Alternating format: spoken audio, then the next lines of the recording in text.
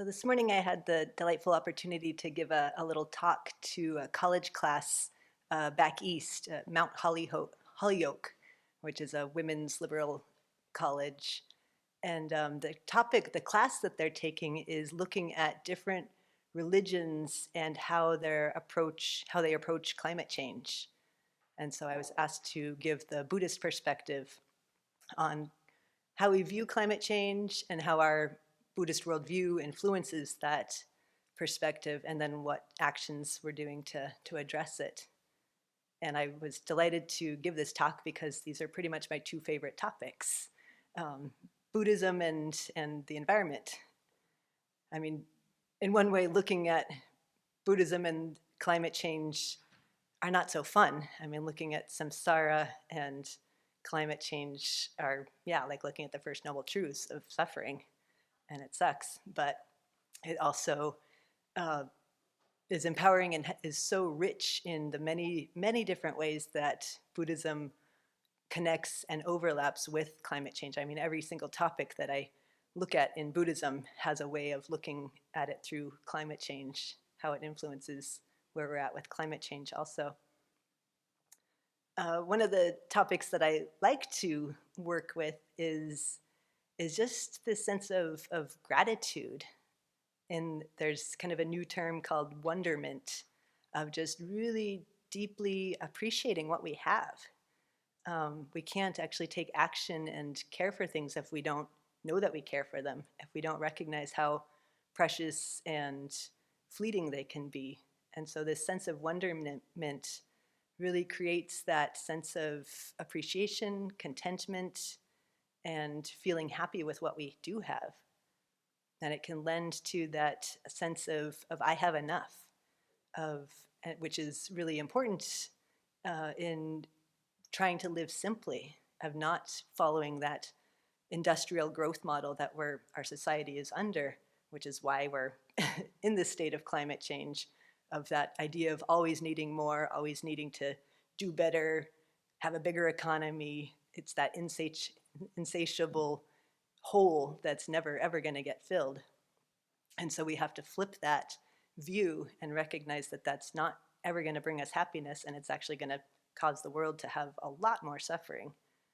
And so we have to shift that perspective of really recognizing that what we have is so precious and we have so much, and to cultivate that contentment and to cultivate that sense of caring and wanting to protect that and preserve it, and to really care for it.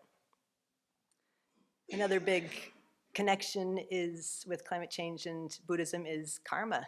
I mean, the law of causality is that if we emit CO2, we're going to experience results from that.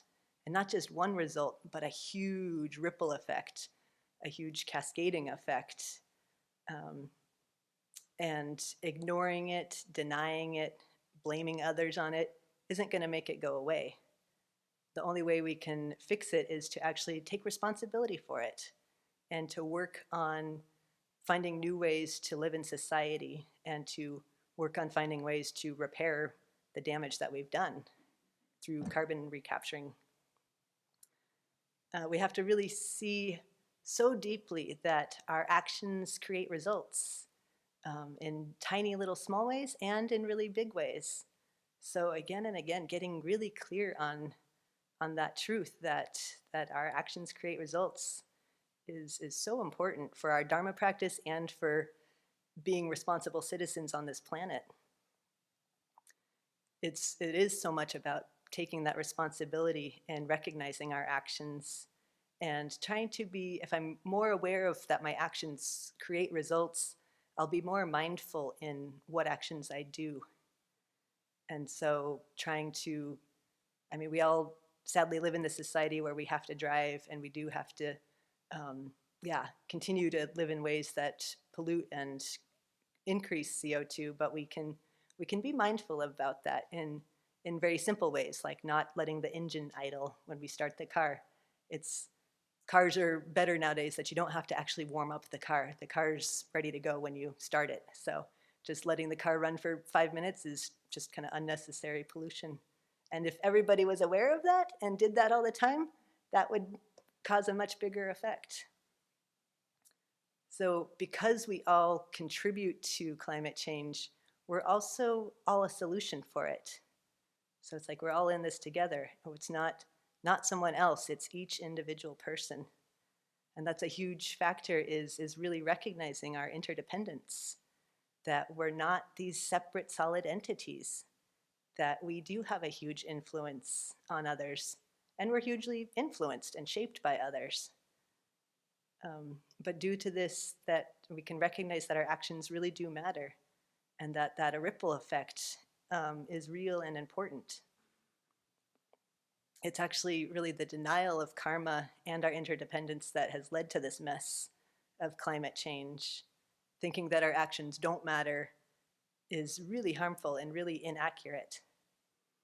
And the more we can recognize this influence of being influenced by others and how we influence each other, we can, again, be more aware of that and intentional in our actions. Just at the Abbey, we do a lot of recycling and trying to save our water by not flushing our toilets, and that seems like a tiny little thing, but it is helpful. And it's not just helping us at the Abbey. The people who come to the Abbey see that and are influenced by that.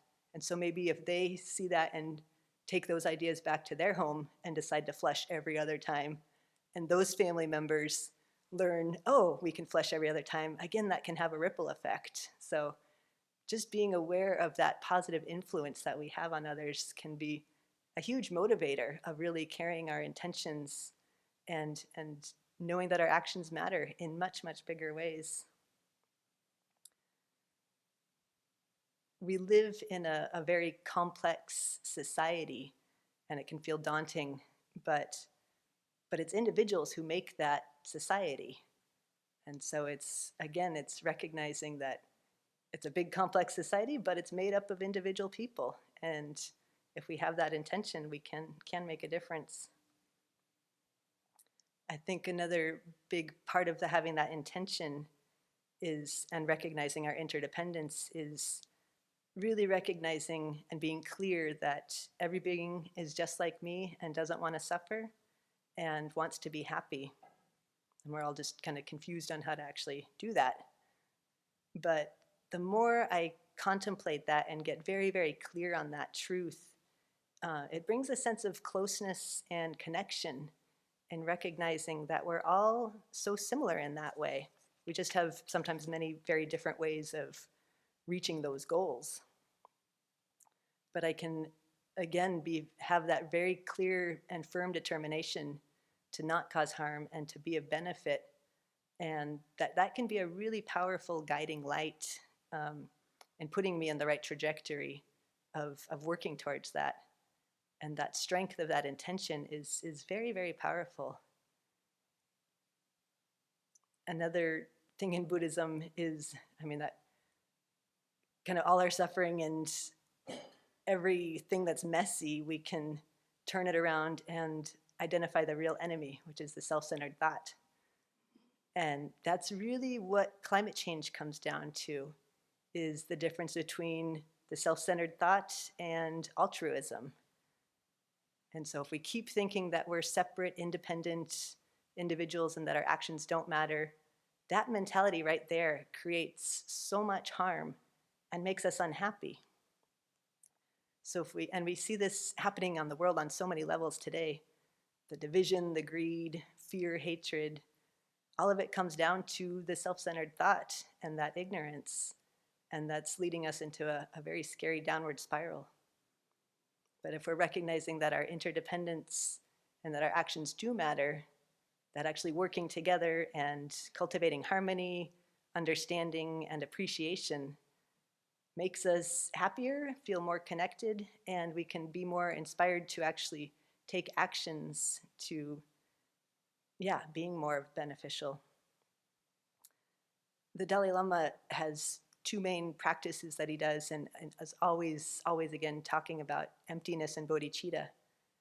And this is a perfect example of climate change is a huge dependent arising. It's not a fixed, separate thing. And if we get depressed about it, we can recognize that view is also a fixed, seeing it as a fixed, finite thing. And it's not. We can, yeah, shift things. I mean, it's going in a scary direction, but that doesn't mean that it's permanent. It's fluid, actually. And if we connect with our bodhicitta motivation to really understand reality as it is and to be of greatest benefit, then that's our most powerful tool in really actually moving forward and taking action. The Dalai Lama, I forgot the book, there's a really wonderful book that was based on the conversation that Dalai Lama had with Greta Thunberg in January 2021. And this book continues to kind of unpack the situation that we're in, looking at feedback loops and really saying that this is quite a dire situation. But it really hones in on what we can do and how much of it is an inner journey, that we have to make a huge shift in our mentality and how we view things, not depending on external things, but it has to come from within, of really recognizing our own values and beliefs. And it's really saying that the solution isn't technology, but it's connecting with and following our beliefs and our values. The Dalai Lama said that the environment doesn't need fixing. It's our behavior in relation to it that needs to change. And so may we use our Dharma practice for this retreat and for all the rest of our lives to really nourish this deep commitment to not cause harm and to be of benefit in the greatest way possible, and to use that understanding to really drive all of our actions so that we can help each other and help the planet in the greatest way possible.